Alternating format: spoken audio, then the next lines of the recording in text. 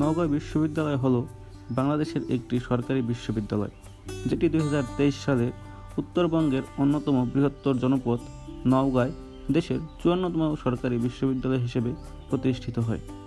সচেতন নওগাঁবাসীর দীর্ঘদিনের প্রত্যাশা পূরণের লক্ষ্যে উচ্চশিক্ষায় অগ্রসরমান, বিশ্বের সাথে সঙ্গতি রক্ষা ও সমতা অর্জন এবং জাতীয় পর্যায়ে উচ্চশিক্ষা ও গবেষণা, বিশেষ করে বিভিন্ন ক্ষেত্রে আধুনিক জ্ঞান চর্চার সুযোগ সৃষ্টি ও সম্প্রসারণের উদ্দেশ্য নিয়ে 2023 সালে বঙ্গবন্ধু শেখ মুজিবুর রহমান বিশ্ববিদ্যালয় নওগাঁ আইন 2023 এবং পরবর্তীতে সংশোধিত হয়ে নওগাঁ বিশ্ববিদ্যালয় নওগাঁ আইন 2023 নামে সরকারি গেজেট প্রকাশিত হয়, যার ভিত্তিতে প্রতিষ্ঠিত হয় নওগাঁ বিশ্ববিদ্যালয়।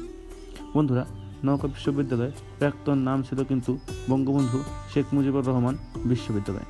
এটি একটি সরকারি বিশ্ববিদ্যালয় এবং এটি প্রতিষ্ঠিত হয় 2023 সালে বিশ্ববিদ্যালয় মঞ্জুরি কমিশনের মাধ্যমে।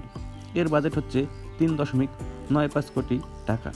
আচার্য হচ্ছে রাষ্ট্রপতি মোহাম্মদ শাহাবুদ্দিন এবং উপাচার্য হচ্ছে অধ্যাপক ডক্টর মোহাম্মদ হাসানাত আলী। এর অবস্থান হচ্ছে নওগাঁ জেলার বদরকান্দিতে। বন্ধুরা, এখানে কিন্তু শিক্ষাঙ্গন রয়েছে পৌর এলাকায়, অর্থাৎ এটি একটি পৌরসভা এলাকায় 100 একরের উপর প্রস্তাবিত একটি সরকারি বিশ্ববিদ্যালয়। বন্ধুরা, বাংলাদেশ বিশ্ববিদ্যালয় মঞ্জুরি কমিশন 2025-26 শিক্ষাবর্ষ থেকে বিশ্ববিদ্যালয়টিতে তাদের আনুষ্ঠানিক পাঠদান ও একাডেমিক কার্যক্রম শুরুর অনুমোদন প্রদান করেছে, যা নওগাঁ বিশ্ববিদ্যালয়ের উচ্চশিক্ষার অগ্রযাত্রায় একটি গুরুত্বপূর্ণ মাইলফলক এবং শিক্ষা উন্নয়ন ও সম্ভাবনার আরও এক নতুন দিগন্তের উন্মোচন।